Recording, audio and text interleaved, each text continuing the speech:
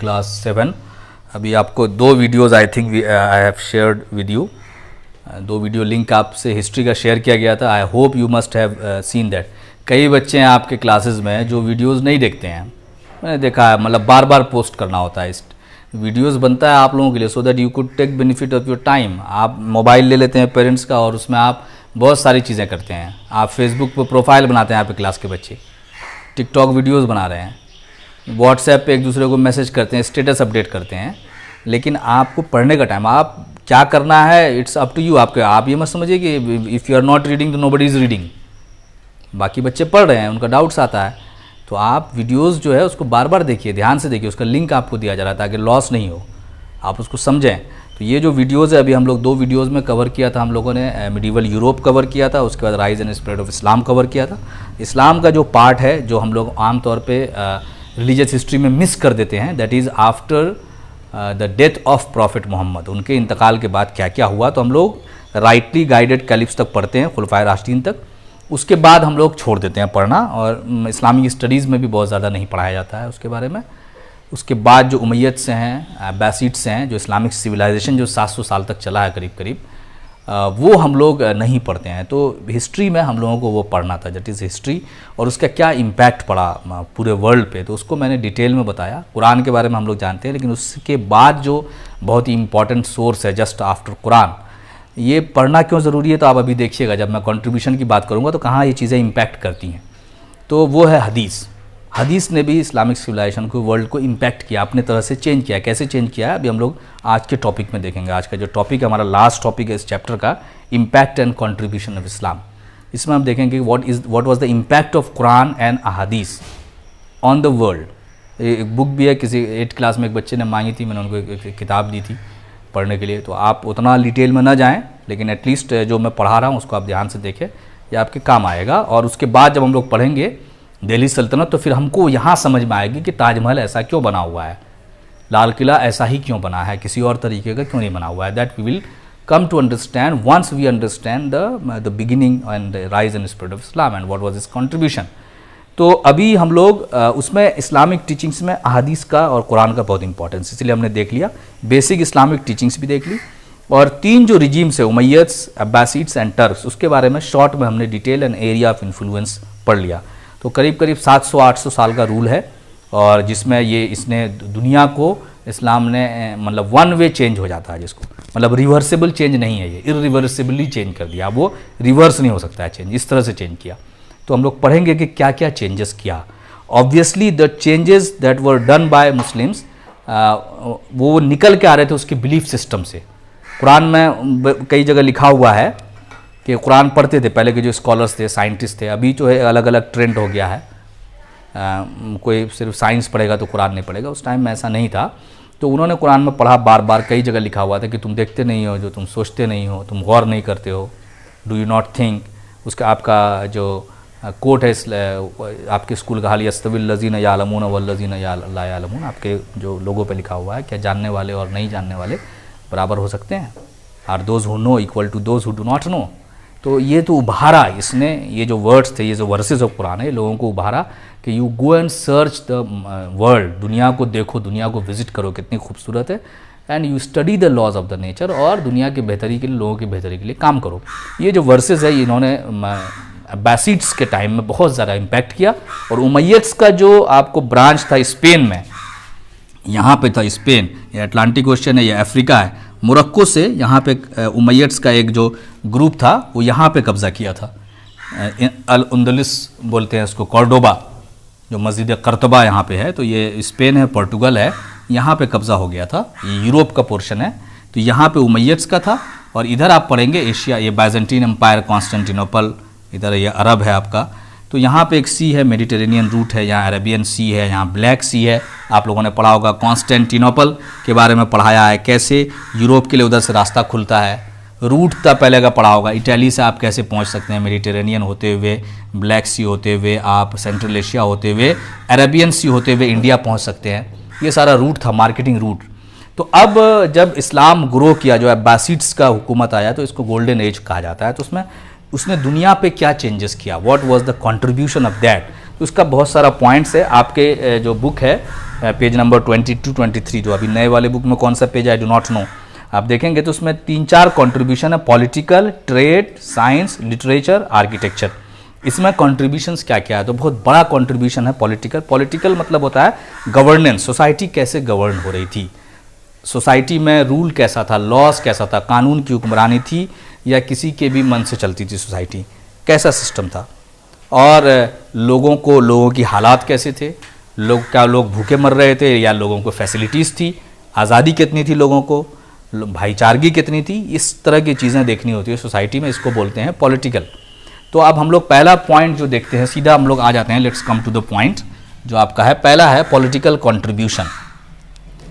तो political contribution of Islam, इस्लाम ने पॉलिटिकली गवर्नेंस में क्या कंट्रीब्यूट किया दुनिया को, ये आपका पहला पॉइंट। उससे पहले एक चीज़ लिखा हुआ है कि Islamic civilization was a cosmopolitan civilization. Cosmopolitan होता है मिक्स। कहा जाता है कि इस्लामिक सिविलाइजेशन जो है Persian, Byzantine and Indian, Persian मतलब हो गया ईरानियन, बाइजेंटाइन जो ईस्टर्न रोमन एम्पायर है आप लोगों ने पढ़ा होगा उसका, और इंडियन सिविलाइजेशन को मिला के इसमें कुछ इस्लामिक टीचिंग्स ऐड आप कर दीजिए, इन सब के मिक्सचर से एक बहुत ही खूबसूरत चीज़ बनी थी जिसको बोलते हैं कॉस्मोपॉलिटन सिविलाइजेशन। इस्लामिक सिविलाइजेशन ऐसा था, best of this, best of this, best of this and Islamic teachings, ये चार चीज़ मिलकर एक बहुत ज़बरदस्त चीज़ बनी थी which is called cosmopolitan civilization. Cosmopolitan होता है मिक्स ऑफ, को एक सिंगल, एक ही कलर नहीं हो, एक ही जैसा नहीं हो, इसमें वैरायटी हो, वेरिएशन हो, क्योंकि नेचर में वैरायटी है। तो ऐसा सिविलाइजेशन था इस्लामिक सिविलाइजेशन। तो कॉस्मोपॉलिटन आप समझ गए, मिक्सचर समझ गए। पर्शियन ये वेस्ट ईस्टर्न रोमन एम्पायर है, कॉन्स्टेंटिनोपल जिसने बनाया, कॉन्स्टेंटाइन एंड ऑल दैट, ये पर्शियन, ईरान, पर्शिया के बारे में आपने पढ़ा, डायरियस एंड ऑल दैट, और ये इंडियन सिविलाइजेशन है। इस तीनों का इन्फ्लुएंस है प्लस इस्लामिक टीचिंग्स है। कहाँ पे इन्फ्लुएंस हम लोग पढ़ेंगे। तो पॉलिटिकल कंट्रीब्यूशन में कुछ गवर्नेंस कैसा था, रूलर कौन था इसमें, तो जनरल जो रूलर है इसमें कैलिफ्स हैं, खलीफा हैं। तो पहले आपको जो खलीफा हुए हैं वो देवर सेलेक्टेड, उनको सेलेक्ट किया जाता था मशवरा से, तो वो चार हैं, वो हम लोगों ने पढ़ा है, 4 खुलफाए राशिदीन, राइटली गाइडेड बोलते हैं उनको। उसके बाद आपका आ गया उमैय्यद्स, फिर आपका आ गया अब्बासीड्स, फिर हो गया टर्क्स। हम लोगों ने ये भी पढ़ा है कि ये दो तीनों जो है ये एक्चुअली ओरिजिनल सेंस में कैलिफ्स नहीं है उस तरह से कि दीज वर डायनेस्टिक रूल्स, ये डायनेस्टिक था, मतलब बाप बना फिर बेटा बन रहा था, लेकिन अपने आप को कहते खलीफा थे। रूल्स जो चलता था वो कुरान और हदीस और सुन्ना उसी के अकॉर्डिंग चलता था रूल्स। तो सिस्टम ऑफ गवर्नेंस क्या था, कैलिफ था, कैलिफेट इसको बोलते हैं, कैलिफेट ये था। ये आप समझ लीजिए, ये पॉलिटिकल कंट्रीब्यूशन है। और खलीफा जो होता था वो दोनों चीज़ होता था, वो रिलीजियस हेड भी होता था, इसका जो पॉइंट है इंपॉर्टेंट, रिलीजियस हेड भी है और पॉलिटिकल हेड भी है, मतलब सरकार का भी हेड है, प्राइम मिनिस्टर भी है और प्रीस्ट भी है, मेन प्रीस्ट भी है। तो रिलीजियस के मामले में भी, रिलीजन के मामले में भी इसकी राय आखिरी राय होती थी, और पॉलिटिकल मामले में, गवर्नेंस के मामले, दोनों चीज़ मिक्स था, मतलब religion and politics, governance both were controlled by caliphs. उसको अमीरुल मोमिनीन भी कहते थे। अमीरुल मोमिनीन, अमीर मतलब होता सरदार, हेड, मोमिनों का मतलब जो पूरा रूल है, जो जितना उसकी रियाया है उसका हेड था। तो बोथ हेड था, पॉलिटिकल भी रिलीजियस भी। ये बहुत इंपॉर्टेंट है। अभी की दुनिया में पॉलिटिकल हेड अलग होता है, रिलीजियस हेड अलग होता है। जो यूरोपियन सिस्टम जो आया है मिडिवल यूरोप, इंडस्ट्रियल रिवोल्यूशन के बाद जो democracy and all that setup है नेशन स्टेट का, उसमें ये दोनों को अलग कर दिया गया है। तो इस्लाम में ये दोनों एक था, पॉलिटिकल हेड भी होता था और रिलीजियस हेड भी खलीफा होता था। तो पहला आपको यह सिस्टम ऑफ गवर्नेंस क्या था इस्लामिक वर्ल्ड में, तो ये था। इसका रूल्स कहाँ से बनते थे, तो रूल्स वर मोस्टली जो उनका सोर्स होता था वो कुरान और अहादीस और सुन्ना होता था। इसीलिए उसके बारे में पहले हमने डिटेल में कोई चीज़ निकाल के लाते थे कि जैसे शराब है, उसको हलाल हमारे सल्तनत में ये मिलेगा कि नहीं मिलेगा, तो इसका सोर्स खोजते थे वो कुरान और हदीस में, सुन्नत में क्या है। ट्रेड कैसे होगा, सूद चलेगा नहीं चलेगा, बेईमानी चलेगी नहीं चलेगी, कम तोलना है चलेगा नहीं चलेगा, सबको ये लोग डायरेक्शंस लेते थे कुरान से, हदीस से और सुन्ना से। तो पहला तो हो गया कैलिफेट। दूसरा हो गया गवर्नेंस का बहुत अच्छा सिस्टम था। इन्होंने एरियाज़ को बहुत अच्छे से गवर्नर्स बना के रखे थे अलग अलग एरियाज़ में। बैतुल माल का सिस्टम था, बैतुल माल बोलते हैं, सरकार का खजाना होता था। और टैक्सेशन सिस्टम था जो आपको ज़कात बोलते हैं, ज़कात था, जजिया था, ये सब टैक्सेशन सिस्टम था। बैतुल माल था, और अभी तक बहुत दिनों तक इन लोगों में जो ग्रीस है या बाइजेंटीन रोमन एम्पायर्स या पर्शियन एम्पायर का जो लग्जरियस लाइफ है, बड़ा सा महल, बड़ी सी चीज़ें, ये सब खराबी बहुत दिनों तक इन लोगों में नहीं आ पाई थी। बाद में आई, बाद में ये भी वैसे ही हो गए, लेकिन बहुत दिनों तक ये लोग बड़े से महल में नहीं रहते थे, ये लोग इतना लग्जरियस लाइफ नहीं रहते थे। ज़कात का बहुत वेल ऑर्गेनाइज सिस्टम था, पुअर का बहुत ख्याल रखा जाता था, कोई भूखा नहीं रहे इसका ध्यान दिया जाता था। आपने अलग अलग कहानियाँ वाक़यात पढ़े होंगे, वो सच हैं वो बहुत सारे वाक़यात। तो ये बहुत अच्छा सिस्टम था कि to help the poor, nobody should go hungry. उसके बाद ये माल का कॉन्सेप्ट लोग जमा करेंगे उसमें, और उसमें से राजा जो किंग था, जो खलीफा था, वो अपने लग्जरी के लिए बहुत ज़्यादा यूज़ नहीं करेगा। बाद में यूज़ करने लगे वो लोग। ये कॉस्मोपॉलिटन जब हुआ तो इसमें बहुत सारा बाइजेंटीन इन्फ्लुएंस आ गया, पर्शियन इन्फ्लुएंस आ गया, इंडियन इन्फ्लुएंस आ गया राजा की शान और शौकत। लेकिन पहले जनरल खलीफाज में शुरू में और बीच में भी बहुत सारे खलीफा हुए जिन्होंने बैतुल माल का बहुत ज़्यादा यूज़ नहीं किया। तो ज़कात का सिस्टम था, ये एक बहुत अच्छा इकोनॉमिक सिस्टम था। बिजनेस के लिए मार्केट्स थे, ट्रेडर्स थे, ट्रेड को प्रेफरेंस दिया जाता था, ट्रेडर्स थे, ट्रेड होता था। ट्रेड में धोखाधड़ी कम होती थी, क्योंकि आपने बहुत जगह पढ़ा होगा, कुरान में आया था कि तुम पूरा तौलो, तुम सही नाप तौल के दो, तुम धोखा मत दो। तो इसका लोगों के ऊपर जो है, आम लोगों के ऊपर काफ़ी, ट्रेडर्स के ऊपर भी काफ़ी असर था। तो मिलावट नहीं थी चीज़ों में, नहीं करते थे लोग, ईमानदार थे, आम तौर पे ईमानदार थे, धोखाधड़ी कम थी, जो चीज़ बोलते थे वही देते थे। ऐसा नहीं कि मगे सूखा हुआ बोल के दे रहे हैं, अंदर में सारा बिगा हुआ है, ऊपर से सूखा हुआ रख दिया। अभी हम लोग जो करते हैं, मुस्लिम्स भी करते हैं। तो ये इस तरह के काम, जो भी काम होता था फेयर होता था बहुत ज़्यादा। तो ये आपका हो गया एक सिस्टम उसका पॉलिटिकली कि कैलिफेट था, और ये एक सिस्टम था इनका ज़कात कलेक्शन और इन सब चीज़ों का। तो गवर्नेंस का एक बहुत अच्छा सिस्टम था। रोड्स बनाए हुए थे इन्होंने, इलाज का नज़्म किया हुआ था, पानी का नज़्म किया हुआ था लोगों के लिए। और एक चीज़ थी law and order. Law and order बहुत अच्छा था, कानून की नज़र में सब बराबर होते थे। ये बहुत इक्वलिटी की जो बात वहाँ फ्रेंच रिवॉल्यूशन में आई है, वो इससे पहले इन्होंने इस्टेब्लिश कर दिया था। कानून की नज़र में राजा हो, किंग हो, खलीफा का बेटा हो, नोबल्स का बेटा हो, गवर्नर का बेटा हो, काजी जो जज होता था उसको काजी बोलते थे। ये हम लोग दिल्ली सल्तनत में भी पढ़ेंगे। जज में अगर खलीफा पे भी इल्ज़ाम लगे तो उसको भी जज के सामने आना पड़ता था और उसको भी सज़ा होती थी। खलीफा का बेटा भी कुछ कर दिया तो उसको भी सज़ा हो सकती थी। ये एक इस्लामिक वर्ल्ड में जनरल था कि हमारे ऊपर कोई जुल्म नहीं करेगा, क्योंकि इस्लाम में था कि all man are equal, all human beings are equal. तो उसको वो फॉलो करते, वहीं से वो टीचिंग्स निकला था।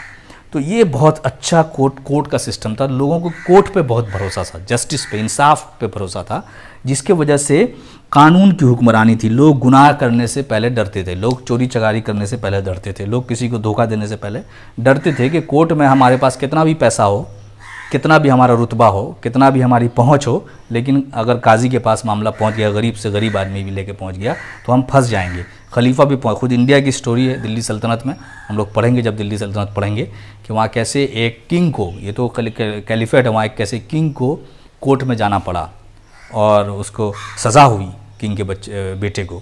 तो ये हम लोग पढ़ेंगे। ये एक सिस्टम था बहुत बड़ा जिससे लॉ एंड ऑर्डर था। तीसरा क्या था कि आप देखेंगे कि लर्निंग बहुत अच्छा था, लर्निंग और लिटरेचर का बहुत अच्छा था। ये जो थे अरब जो थे, जो शुरू में जो इस्लामिक वर्ल्ड की जिम्मेदारी इनके पास आई, तो देवर मतलब वो प्यासे थे नॉलेज के, और कुरान पढ़ लिया था उन्होंने। वहाँ पे एक्सप्लोर की बात हो रही थी, तुम घूम के देखो दुनिया को, तुम देखते नहीं हो, तुम हिस्ट्री नहीं पढ़ते हो, कौमों की हिस्ट्री पढ़ाई गई है। तो इससे ये बहुत ज़्यादा एक्साइटेड हुए, और ये एकदम बिल्कुल जो होता है लर्निंग के प्यासे। कुरान में पहला वर्ड इक़रा आया था, पढ़ो लिखो, और इस तरह की बहुत सारी आयत थी, तो उसको पढ़ते थे, हदीस में देखते थे।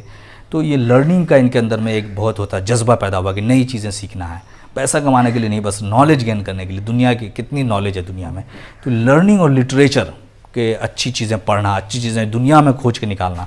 तो इसका सेंटर्स बनाया इन्होंने, 2 सेंटर बने।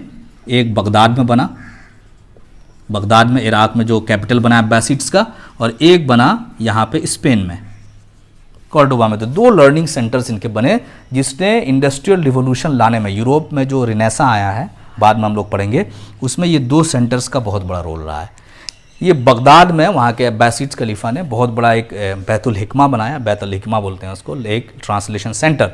ये जगह से Persian knowledge, Byzantine knowledge, Indian knowledge, Chinese knowledge, Greek knowledge, जितनी भी पुरानी चीज़ें थी जो हम लोगों ने पढ़ा है पहले की हिस्ट्री में, लेटिन, ग्रीक, रोमन नॉलेज, पुरानी एंशियंट इंडियन हिस्ट्री, ये और उसकी कहानियाँ, उसकी डिस्कवरीज, उसकी साइंस, ये सब को लेकर ये आगे बगदाद, और बगदाद में सबको इन्होंने अरबी में ट्रांसलेट कर दिया।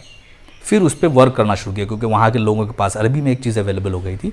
वर्क करना शुरू किया और बहुत डेवलपमेंट किया। तो ये इनका गवर्नेंस स्टाइल है कि कैलिफ्स था, कैलिफ्स स्पिरिचुअल रिलीजियस हेड भी होता था, पॉलिटिकल हेड भी होता था, एक बहुत ही ऑर्गेनाइज्ड इनका ज़कात टैक्सेशन सिस्टम था जिसमें पुअर के लिए बहुत मदद होती थी। तो बहुत अच्छा गवर्नेंस था इनका।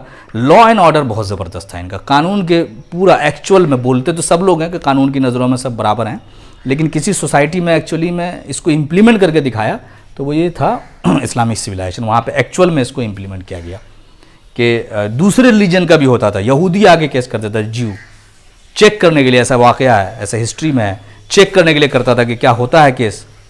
तो उसको पता चला कि होता है, मैं यहूदी हूँ, क्या मेरा केस लिया जाएगा। दूसरे रिलीजन के लोगों ने मुस्लिम्स पे केस किया समझने के लिए काजी के, और काजी ने उसको कॉल किया। तो ये इसके बारे में पूरी दुनिया मानती है कि लॉ एंड ऑर्डर बहुत अच्छा था, कानून का राज था, और लर्निंग बहुत अच्छा था। तो ये पॉलिटिकल कंट्रीब्यूशन इस्लाम का है कि एक तरह से एक सिस्टम ऑफ गवर्नेंस दिया, जहाँ पे बेसिक राइट्स की बात थी, उसमें पब्लिक वेलफेयर की बात आती थी। तो ये एक पॉलिटिकल कंट्रीब्यूशन है इसका। और भी बहुत सारा है, शॉर्ट में आपके बुक में जो दिया हुआ है ये। अब हम लोग आते हैं सेकंड पॉइंट इसका है, ट्रेड कैसा था। तो ये क्योंकि प्रॉफिट मोहम्मद खुद जो थे वो ट्रेडर थे, शुरू में तिजारत करते थे। तो तिजारत अभी भी मुसलमानों में हमेशा से बहुत अच्छा पेशा माना जाता है, बिज़नेस के। कहा जाता है कि अगर ईमानदारी से कोई आदमी बिज़नेस करता है, धोखाबाजी नहीं करता है, कम नहीं तोलता है, गलत सामान नहीं बेचता है, सामने वाले को धोखा नहीं देता है, तो वो शहीद के बराबर का दर्जा है। इट इज़ नॉट बिज़नेस में बहुत ईमानदार रह जाना बहुत आसान नहीं है। तो बिज़नेस पैसा कमाना कभी बुरा नहीं समझा गया। कमाना है with the right means, and आपको ज़कात निकालना, you have to spend for the poor. अगर आप करेंगे तो you should earn lot of money. तो ये बिज़नेस का क्या था कि इस्लाम में, इस्लामिक सिविलाइजेशन में दो चीज़ था। 700 ईयर्स तक करीब जितना भी मेजर रूट्स है वर्ल्ड का, जो बड़े बड़े रास्ते हैं, मेडिटेरेनियन का रास्ता है, मेडिटेरेनियन सी, अफ्रीका और यूरोप के बीच में जो है, जो अटलांटिक से मिलता है, इस रास्ते पे, ब्लैक सी के रास्ते पे, अरेबियन सी के रास्ते पे, ये मेजर ट्रेडिंग रूट्स है। पहले जो है ट्रेड्स, अभी भी हेवी मशीनरी वगैरह शिप से ही जाती है। ये जो पूरा एरिया है, इस पे करीब 700 ईयर्स तक मुसलमानों का, इस्लामिक सिविलाइजेशन का कब्जा रहा, पूरा कैप्चर रहा। 700 ईयर्स, 700 साल। तो ये लोग ट्रेडर्स थे, ट्रेड को फरोग करते थे। तो इन्होंने क्या किया, इस पूरे एरिया में लॉ एंड ऑर्डर मेंटेन करते थे ये। मतलब इसमें जो है, ठीक है, यूरोपियंस को घुसने नहीं देते थे, लेकिन जो भी आ गए इसमें, उनको ये था कि हमारा कोई सामान छीनेगा नहीं, हमारे साथ धोखा नहीं होगा, रास्ते में रॉबर्स नहीं होंगे, पायरेट्स नहीं होंगे, लुटेरे नहीं होंगे। ये पूरा ट्रेड रूट इनके कंट्रोल में था इस्लामिक सिविलाइजेशन के, और लॉ एंड ऑर्डर मेंटेन था, रॉबरी नहीं होती थी, लूट खसोट कम होता था, बहुत कम हो गया था। तो बहुत ज़्यादा पीस थी। और दूसरा क्या किया था इन्होंने, एक तो रूट पे कब्जा था, लेकिन सेकंड पॉइंट था कि इन जितना एरिया पे कब्जा था ना, उस एरिया में पीस इस्टेब्लिश किया, शांति, लोगों के बीच में झगड़ा लड़ाई नहीं करवाते थे, शांति इस्टेब्लिश किया। तो ये दो चीज़ जब हुआ, एक तो रूट पे कब्जा है, उसमें लॉ एंड ऑर्डर है, और तीसरा पॉइंट है कि शांति है। ये तीन चीज़ जहाँ पे भी होता है, वहाँ पे ट्रेड अपने आप ग्रो करने लगता है। अब अशांति फैला के, झगड़ा फैलाकर बिजनेस को फरोग नहीं दे सकते, बिजनेस को नहीं फैला सकते। अगर आप ट्रेड में बिलीव करते हैं तो आपको लॉ एंड ऑर्डर मेंटेन करना होगा। ये नहीं कि कोई ट्रेडर सामान लेके आया कहीं से बहुत महंगा और रास्ते में ही कोई लूट लिया, तो अगर 2 बार लूट जाएगा तो वो कभी इस एरिया में सामान बेचने नहीं आएगा, दूसरे एरिया में जाएगा तो आपके यहाँ का लॉस हो गया। तो अगर रूट पे अगर आपका कब्जा है, एक ही एरिया का कब्जा है, तो 10 जगह लोगों को टैक्स नहीं देना पड़ता था। अभी आप रोड से जाएंगे तो आपको इस स्टेट का टैक्स, उस स्टेट का टैक्स, अलग अलग कंट्री में जाएंगे तो अलग अलग टैक्सेशन सिस्टम है, ट्रक्स की लंबी लाइन लगी होती है। अगर एक आदमी एक के कंट्रोल में हो तो ये एक बार ही टैक्सेशन कॉमन सिस्टम मिलेगा। यहाँ से आप चले जाइए तो एक पूरा एरिया था, बहुत बड़ा एरिया, यूरोप का बहुत सारा पोर्शन था, आपको स्पेन, पोर्टुगल और ये इटली, इधर डैन्यूब रिवर से उधर चले गए थे, फिर कॉन्स्टेंटिनोपल होते हुए एशिया, अफ्रीका का बहुत बड़ा पोर्शन, अरब, सेंट्रल एशिया, ये पूरा पोर्शन था, चाइना का कुछ पोर्शन, ये सारा एरिया जो था एक कंट्रोल में था। वहाँ पे लॉ एंड ऑर्डर मेंटेन था, इसीलिए बहुत अच्छा ट्रेड रूट था, सिल्क रूट पे कब्जा था। तो पीस इस्टेब्लिश किया उस रूट पे लॉ एंड ऑर्डर था, तो ट्रेड अपने आप फ्लोरिश करने लगा। तो इस्लामिक टाइम में, इस्लामिक सिविलाइजेशन के टाइम में 4 रूलर्स हुए हैं, जो अलग अलग सेट ऑफ रूलर्स हुए हैं, Umayyads, caliph, rightly guided caliphs, Abbasids and Turks के टाइम में ट्रेड बहुत ज़्यादा फ्लोरिश किया, बहुत ज़बरदस्त ट्रेड फ्लोरिश किया। तो ये क्यों किया, तो उसका रीज़न हमने बता दिया। अब थर्ड पॉइंट पे आते हैं आपको। उसमें एक आपका जो इसका रोड ब्लॉक है, दैट इज स्लेव ट्रेड, के स्लेवरी उस टाइम में थी, गुलामी का प्रथा था, गुलामी का रिवाज था कि लोगों को भी खरीदते थे, बेचते थे, ओन करते थे। मोहम्मद सल्लल्लाहु अलैहि वसल्लम ने उसको बहुत डिस्करेज किया, अपने स्लेव को ही अपना बेटा बना लिया और कहा कि स्लेव्स को आज़ाद कराने में बहुत सवाब है, लेकिन पूरा स्लेवरी का सिस्टम जो है वो ख़त्म नहीं हो पाया था। तो ये आप समझिए कि बहुत दिन तक चला। ये ख़त्म जो हुआ, ये मेडिवल यूरोप का जब मॉडर्न वर्ल्ड आता है, इंडस्ट्रियल रिवोल्यूशन, रेनेसांस, वहाँ पे ख़त्म हुआ। तो वहाँ पे भी बहुत ज़्यादा हाई इसके साथ ख़त्म नहीं हुआ ये कि लोगों को स्लेव ट्रेड से छुड़ाकर आज़ाद कर दिया जाए, तो वहाँ उनको वर्कर बना दिया गया और वर्कर का भी वही हाल हो गया स्लेव का। उसको ठीक करने के लिए फिर आपका कम्युनिज्म आया, तो हम लोग पढ़ेंगे उसके बाद में। तो खैर ये उसका एक फॉल पॉइंट है कि ये पूरी तरह ख़त्म नहीं हुआ, लेकिन जो ख़त्म हुआ जब बाद में, तो वर्कर्स का भी हाल ऑलमोस्ट स्लेव के जैसा आ गया। फिर मार्क्सिज्म आया, उससे थोड़ी सी कंडीशन बेहतर हुई कैपिटलिज्म में। तो ट्रेड है। थर्ड पॉइंट अब आपका लेते हैं, जो बहुत इंपॉर्टेंट पॉइंट है, इसका बहुत ज़बरदस्त कंट्रीब्यूशन है, दैट इज़ कॉल्ड साइंस। अब साइंस में क्या किया, आमतौर पे आप मुस्लिम साइंटिस्ट नहीं मिलेंगे। आपको समझिए कि 500 साल से आपको मुस्लिम साइंटिस्ट नहीं मिलेंगे, 500-600 साल से। मुसलमानों का बहुत बड़ा रोल है, इक्का दुक्का है साइंटिस्ट, मतलब जनरल जो है सारा जो ध्यान है मुसलमानों का, वो मस्जिद में कौन सा पैर पहले डालें, दाढ़ी कितनी मुट्ठी रखें, इसी सब चीज़ों पे है ध्यान। जो कुरान का जो ओरिजिनल मैसेज है उससे पूरा ध्यान हट गया। तो जब था ध्यान, जब नॉलेज और लिटरेचर की बात होती थी, तब इन्होंने अब क्या क्या किया इंडियंस मुस्लिम्स ने उस टाइम में। देखिए, तो इंडिया में 0 आपको डिस्कवर हुआ था। तो न्यूमेरिक जो अभी 1 to 100 आप लोग करते हैं ना, 1 2 3 काउंटिंग करते हैं, इंग्लिश में करते हैं काउंटिंग, ये एक्चुअली में ब्रिटेन की काउंटिंग नहीं है, यूरोप की काउंटिंग नहीं। हम लोग बहुत इसमें अभी लिखा हुआ है सब, ये सारे नंबर्स जो हैं कोई यूरोपियन नंबर्स नहीं है, किसी यूरोपियन ने, अमेरिकन ने डिस्कवर नहीं किया था। इसमें बहुत सारी चीज़ें वर डिस्कवर्ड इन इंडिया, लेकिन इंडिया के लोग उसको भुला बैठे थे। इंडिया के लोग भी डॉगमास में पड़ गए थे कि 7 समुंदर जाएंगे तो पता नहीं पाप लगेगा, धर्म भ्रष्ट हो जाएगा, तो वो सिविलाइजेशन पीछे चला गया। लेकिन जब इस्लामिक सिविलाइजेशन उठा तो उन्होंने इंडियंस से, उनका आना जाना था, ट्रेड था, केरला आते थे वो, तो यहाँ से वो इंडियंस की किताबें लेके गए और जो इंडियंस जिस चीज़ को भूल चुके थे उसको पढ़ना शुरू किया। तो उन्होंने न्यूमेरल सिस्टम को रीडिस्कवर किया। 0 1 2 3 4 5 6 7 8 9 ये सिस्टम डिस्कवर किया। फिर 1 0 10 1 1 11, ये बहुत बड़ा रिवोल्यूशन था काउंटिंग। अभी भी यूरोप में आप जाइएगा तो इसको अरबिक न्यूमेरल्स बोलते हैं, लेकिन आप इसको अगर सही नाम देंगे तो ये आप बोलेंगे इंडियन न्यूमेरल्स। इसीलिए बहुत सारे बुक में आपको, आपके उसके बुक में गैलेक्सी में लिखा हुआ हिंदू अरबिक न्यूमेरल्स। हिंदू वो सिंध नदी के हिसाब, सिंधु से हिंदू बना, तो इंडियन अरबिक न्यूमेरल्स भी बोलते हैं। ये actually Arabic numerals, it is written in this format, but these are Arabic numerals. वो लोग क्या करते थे उस टाइम में नंबरिंग काउंटिंग, तो वो लोग करते थे रोमन 1 2, ये उनका नंबरिंग है, ये उनका नंबरिंग है। ये कितना कम्बरसम है, अगर आप उसको लिखना हो 6890, इतना लंबा सा नंबर आ जाएगा। अब लिख के देखना रोमन में। अब आप जब आप रोमन में लिखोगे और कैलकुलेशन करना कितना मुश्किल हो जाएगा, देख लो आप कितना मुश्किल हो जाएगा।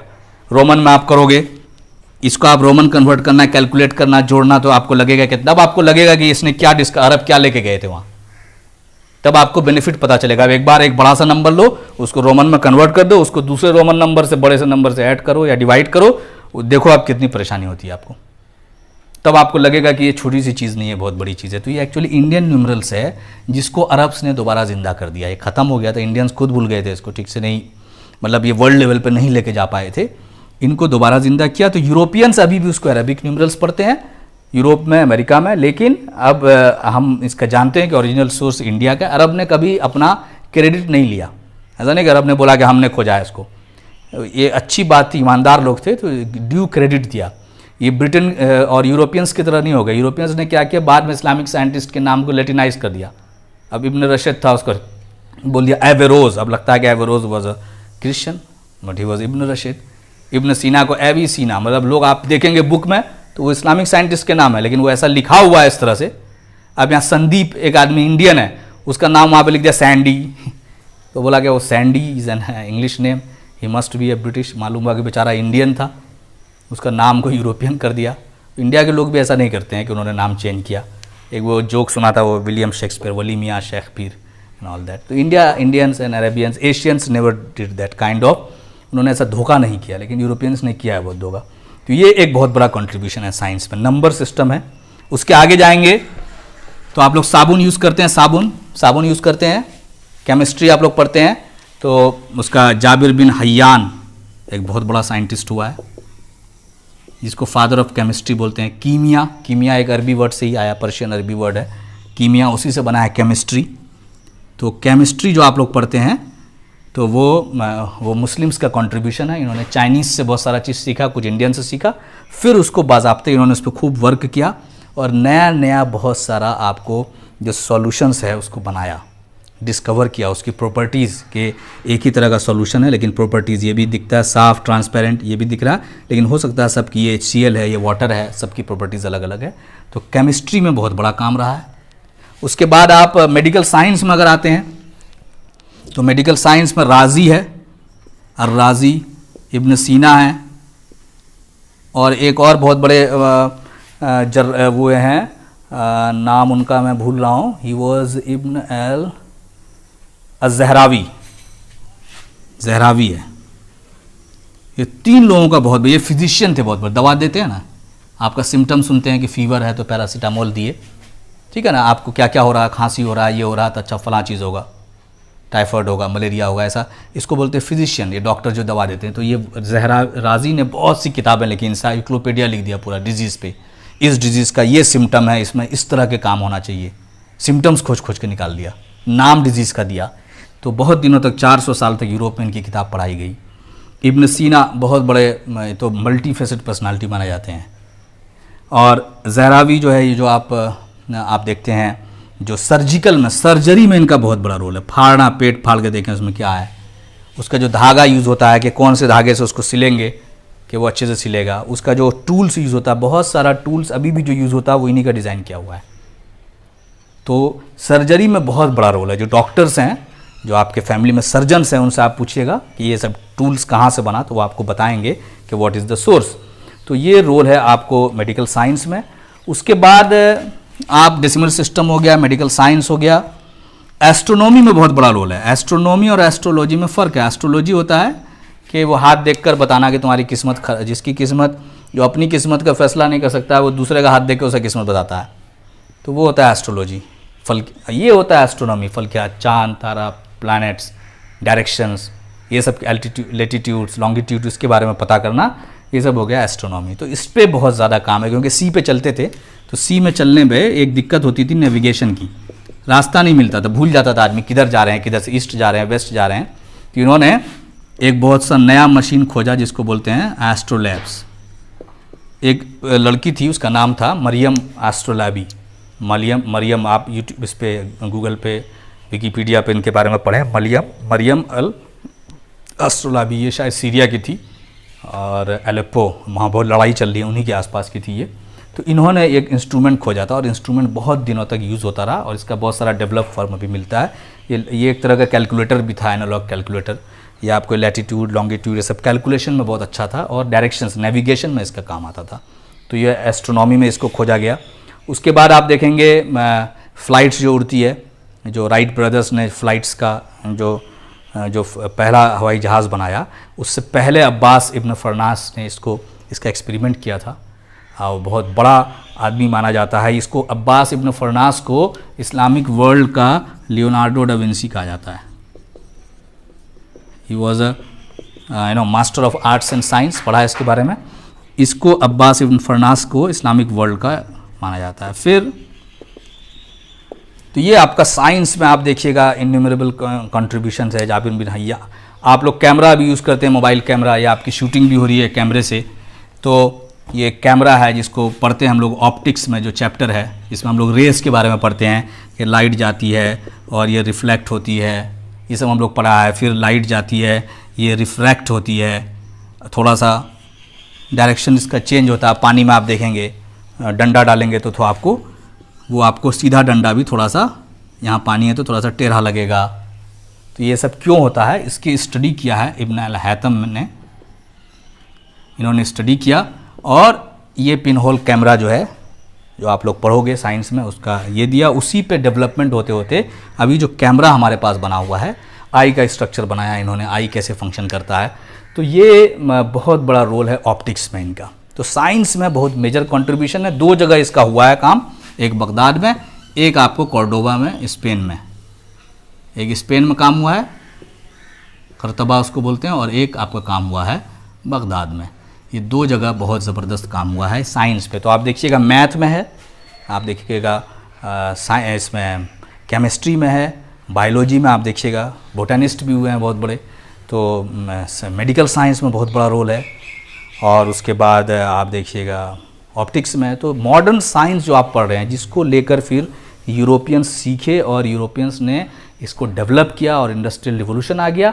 ये जो इस्लामिक वर्ल्ड था, ये पड़ा रह गया वही सब बहस में, छोटी छोटी पायजामा कितना ऊंचा है और दाढ़ी कितनी लंबी है, फालतू के बहसों में पड़ गया और डिफरेंट फिरके हो गए।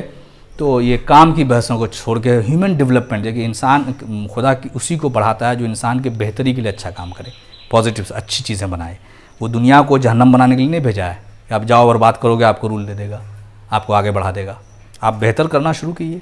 जो भी लोग बेहतर करते हैं वो आगे रहते हैं हमेशा। तो ये उस टाइम में इन्होंने बहुत बेहतर किया, इसीलिए दे रूल्ड फॉर 700 ईयर्स। उन्होंने तलवार के बल पे रूल नहीं किया, यही सब काम करते थे वो लोग। तो आप इसको पढ़िए। उसके बाद जो है 2 पॉइंट आपका साइंस के बाद आ जाता है लिटरेचर। तो इसमें शॉर्ट में है, लिटरेचर में है कि लिटरेचर में भी उमर खयाम वगैरह का दिया हुआ है नाम। इस पर उतना डिटेल में मैं नहीं जाऊँगा, आपको आप पढ़ेंगे इसमें।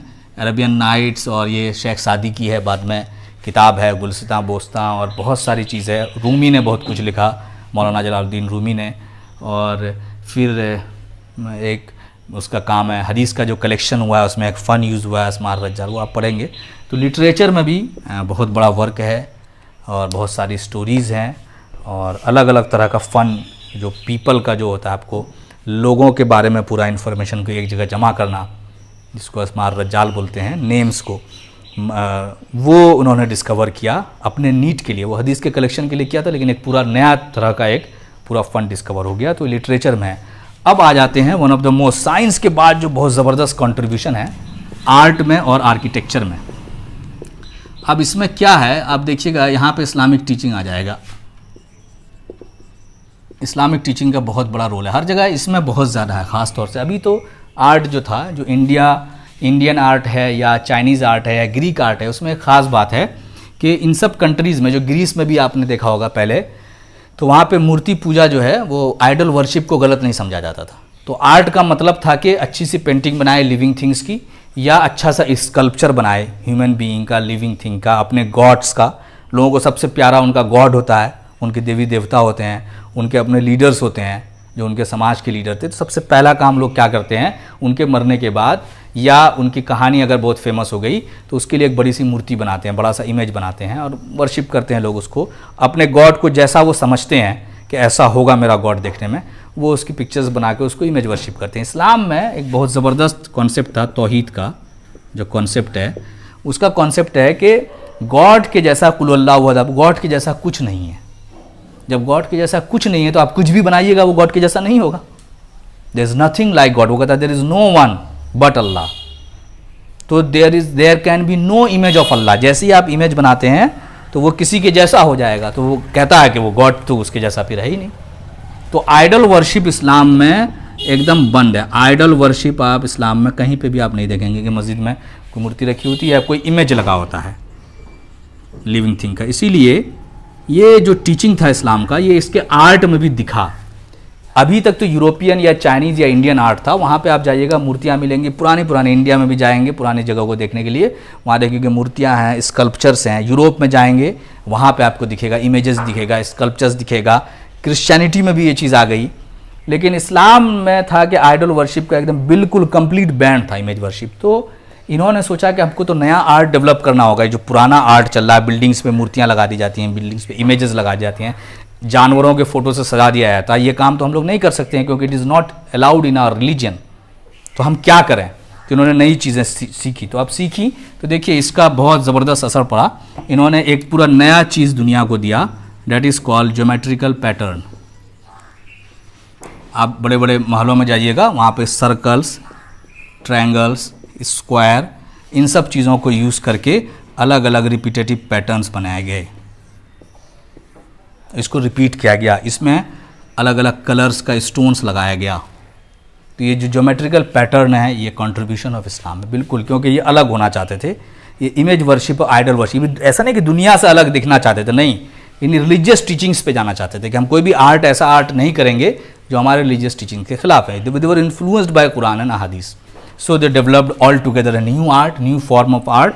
आप geometrical art and geometrical patterns आप पढ़ेंगे, आप यूट्यूब पे एक से एक खूबसूरत वीडियोज़ है, आप देखेंगे कैसे बनता है। और ज्योमेट्री बहुत अच्छा था मुसलमानों का, साइंस में छोटे, ज्योग्राफी और ज्योमेट्री बहुत अच्छा था, मैथ में बहुत अच्छे थे, लॉजिक्स में। तो ज्योमेट्री में ये लोग एंगल्स वगैरह बहुत अच्छा जानते थे। तो इसमें पैटर्न जो होता है बिल्कुल एक जैसा बना हुआ था, रिपीटेटिव पैटर्न। उस टाइम में कोई कंप्यूटर डिज़ाइन नहीं था कि आप एक बनाइए और कॉपी पेस्ट करते जाइए। तो ये इंस्क्रिप्शन भी बहुत अच्छा करते थे इस पर। तो ये आपके बड़े बड़े महलों में जितनी बड़ी बड़ी बिल्डिंग्स हैं इस्लामिक वर्ल्ड की, उसमें आप देखिएगा तो आर्ट के नाम पे आपको बड़ा खूबसूरत खूबसूरत पैटर्न आपको दिखेगा। नंबर 2, इन्होंने एक नया सिस्टम स्टार्ट किया जिस is called calligraphy. Calligraphy is decorative writing. लिखना शुरू किया किसी लैंग्वेज में, जो आपको कर्सिव लिखते हो, तो अरबी में सबसे पहले ये कि लिखने को ही इतना खूबसूरत बना दिया जाए कि वो इमेज पे भारी पड़े। इमेज हम क्यों बना देंगे, किसी चीज़ का सीन क्यों बना देंगे, खूबसूरत लगता है देखने में। तो इन्होंने सोचा कि हम इमेज तो बना नहीं सकते लिविंग थिंग्स का, प्लांट्स वगैरह का बना सकते हैं, जो एनिमल्स है उसका नहीं बना सकते हैं। लिविंग थिंग्स में प्लांट्स वगैरह का बना सकते हैं, लेकिन एनिमल्स का नहीं बनाना है, लोगों का नहीं बनाना है, तो कैसे खूबसूरत बनाया उसको। तो इन्होंने लिखना ही शुरू कर दिया। तो लिखना शुरू किया तो बहुत खूबसूरत लिखना शुरू किया। मैं तो उतना नहीं लिखता हूँ, आप देखिएगा। अब बिस्मिल्लाह लिखा तो ऐसा लिखा, या देखो कि गोल में कुल अल्लाह लिख दिया है। और एक से एक आप उसका कैलीग्राफी का, अरबिक कैलीग्राफी का आप यूट्यूब पे देखो, बहुत खूबसूरत वीडियो है, उसके कैलीग्राफिक पेन्स आते हैं। और इसको समझना इसलिए ज़रूरी है कि आप जब आप इसको समझोगे, इस्लामिक बिलीफ्स को समझोगे, कैलीग्राफी को समझोगे, तो आप ये समझोगे कि ताजमहल में ये इस तरह से क्यों लिखा हुआ है। It comes from there. Humayun tomb में कैसे लिखा हुआ है, मस्जिद कॉर्डोबा में जो मस्जिद है उसमें कैसा बिल्डिंग्स, कैसा नक्शा बना हुआ है, क्या बना हुआ है, तो उसमें ये दिखेगा आपको हर जगह इस्लामिक बिल्डिंग्स में, आर्किटेक्चर में जाएंगे, आर्ट में जाएंगे तो कैलीग्राफी दिखेगी, एक से खूबसूरत ब्यूटीफुल हैंड राइटिंग। और अरबी में लिखा, फिर दूसरे लैंग्वेज वालों ने भी इसको इंपोर्ट करना शुरू किया, but it was purely a Islamic civilization knowledge. तीसरा इन्होंने क्या किया कि ज्योमेट्रिकल है, और फिर क्योंकि कॉस्मोपॉलिटन था तो कुछ चीज़ यहाँ से लिया बिल्डिंग स्टाइल में, इन दोनों को मिला दिया मैंने यार, कुछ चीज़ यहाँ से लिया, कुछ चीज़ यहाँ से लिया। तो इन्होंने, और साइंस भी पढ़ लिए थे, थोड़ा फिजिक्स पढ़ लिए थे, थोड़ा फोर्स वगैरह समझ रहे थे, तो लोड समझ रहे थे। तो इन्होंने जो बिल्डिंग स्टाइल है आपको, इन्होंने ये डोम्स बनाना शुरू किया, उसके बाद माइनरेट्स बनाना शुरू किया। तो ये आपका बेसिकली डोम्स, माइनरेट्स, और ये इन्फ्लुएंस था इंडियन, बाइजेंटीन और पर्शियन को मिला के इन्होंने एक अपना सिस्टम बनाया। और आर्चेस बनाए, वो था कि क्योंकि दरवाज़ा मस्जिद का बड़ा होना चाहिए, बीच में पिलर नहीं होना चाहिए, तो कैसे लोड को स्टैंड करेगा, उसके लिए आर्चेस बनाए। ये साइंस है। तो ये आर्ट और आर्किटेक्चर में ये है। तो आपको इस्लामिक आर्ट में कहीं पे भी इमेजेस नहीं दिखेगा, आइडल्स नहीं दिखेंगे, मूर्तियाँ नहीं दिखेंगी। बाद के मुसलमानों ने अपनी अपनी मूर्तियाँ लगा दी, लेकिन आपको ओरिजिनल इस्लामिक आर्ट में कहीं पे भी आपको आइडल्स, इमेजेस, एनिमल्स का, ह्यूमन बीइंग्स का आपको नहीं दिखेगा। वो जो भी है वो यूरोपियन इन्फ्लुएंस है, या इंडियन या चाइनीज़ इन्फ्लुएंस है जो आ गया उसके बीच में। अदरवाइज़ प्योर इस्लामिक आर्ट में आपको कहीं नहीं दिखता। इस्लामिक आर्ट में क्या दिखेगा आपको, जो नई चीज़ दुनिया को दी, ज्योमेट्रिकल पैटर्न, कैलीग्राफी एंड ये डोम्स एंड माइनरेट्स, ये बेसिक्स हैं।